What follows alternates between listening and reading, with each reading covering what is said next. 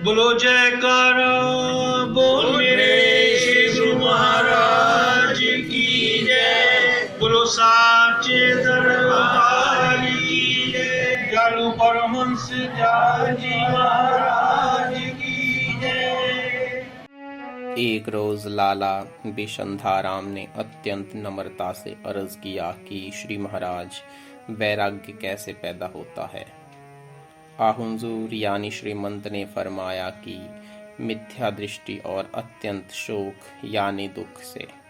मिथ्या दृष्टि एक तो विवेक से पैदा होती है, यानी इंसान को जब सत और असत का हाल मालूम हो जाए तो फिर असत की तरफ से नफरत पैदा हो जाती है।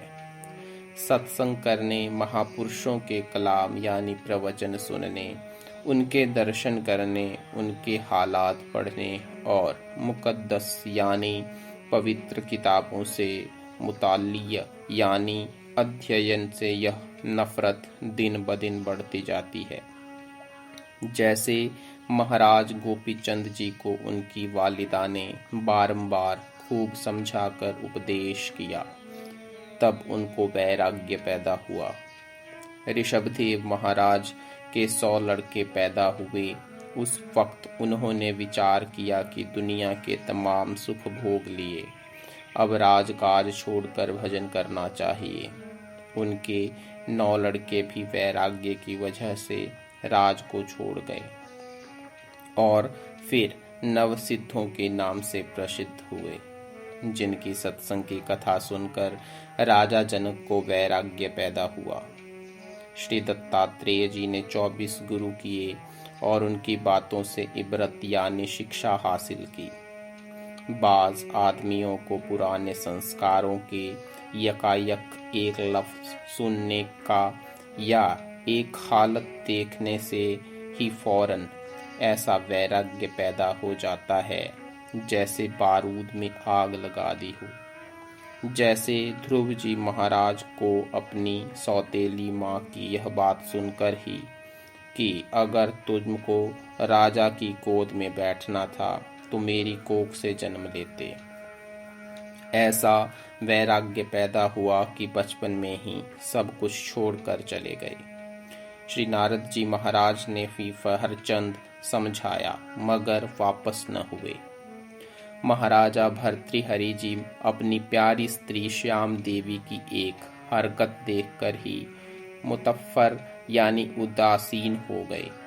पिंगला ने सिर्फ दत्तात्रेय जी महाराज का दर्शन किया था, उसके प्रताप से ही ऐसा वैराग्य पैदा हुआ और ऐसे दर्जा को पहुंची जो बड़े बड़े महात्माओं को नसीब न हुआ कि खुद दत्तात्रेय जी ने उसकी तारीफ लिखी और उसको गुरु धारण किया। दक्षिण देश में एक तवाइफ यानी वैश्या को वैराग्य हुआ और वह नाचती गाती मुकुट चढ़ाने मंदिर को गई। मंदिर के करीब जाकर उसको रजोधर्म हो गया, उससे व्याकुल हो गई।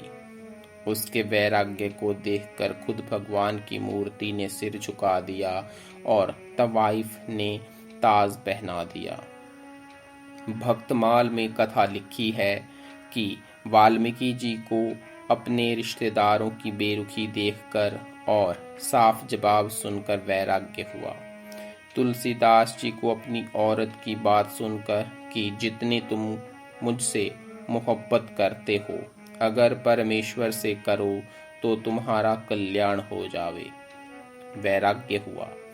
कुंज बिहारी बाबू बंगाल वाले लबे दरिया बैठे थे कि मल्लाह यानी मांझी ने आवाज दी, शाम हो गई है, जिस किसी को पार उतरना हो आ जाओ, फिर नाव नहीं लगेगी। सुनकर ऐसा वैराग्य हुआ कि नंगे सिर और नंगे पांव घर से निकल आए और किश्ती में बैठकर दरिया पार हो गए और वृंदावन आ रहे। एक शख्स एक तमाशा में गया और वहां की आरासतगी और पैरासत की यानी साज सज्जा देखी, राग रंग नाच तमाशा का ढंग मुलाहिजा किया। दूसरे दिन सुबह जब मेला खत्म हो गया और सब दुकानें उठ गईं, तो उस जगह की बिगड़ी हुई हालत और सुनसान मुकाम को देखकर ऐसी इबरत की कि यह दुनिया भी इसी तरह से है। वहीं से फकीर हो गए, घर वापस भी न गए। कुछ अगले संस्कारों से माँ के पेट से ही वैराग्यवान पैदा होते हैं। मसलन प्रहलाद जी महाराज की वालिदा को दत्तात्रेय जी ने गर्भवती की हालत में कथा सुनाई और प्रहलाद जी गर्भ में कथा सुनकर वैराग्य को प्राप्त हुए। शुकदेव जी महाराज को पैदा होते ही वैराग्य था। जड़ भरत जी ने जब ब्राह्मण के यहाँ जन्म लिया तो उनको पिछला हाल मालूम था कि हमने सब त्याग कर दिया था, मगर हिरण के बच्चे से प्यार करने के उसके मोह में प्राण छूटे। इससे हिरण का जन्म लेना पड़ा। इसलिए आइंदा किसी से ताल्लुक और संग नहीं रखना चाहिए। दूसरी हालत में अत्यंत शोक यानी दुख पैदा होने से वैराग्य हो जाता है। जैसे दोस्तों की नफरत, रिश्तेदारों की बेरुखी, दौलत गुम हो जाने या किसी अजीज रिश्तेदार और प्यारे दोस्त की यकायक फौत यानी मरने और गुम हो जाने से। जैसे जलजला या आग लग जाने वगैरह और भी ऐसे बहुत से वाक़ात यानी घटनाएं होते हैं जिनसे वैराग्य पैदा हो। बल्कि मज़कूर बाला यानी उपर्युक्त हालातों और सूरतों में से किसी वजह से या उसके अलावा और भी हालत या सूरत से नफरत और वैराग्य पैदा हो सकता है। बोलो जयकारा बोल मेरे श्री परमहंस दयाल जी महाराज की जय। बोलो श्री गुरु महाराज की जय। बोलो सांचे दरबार की जय।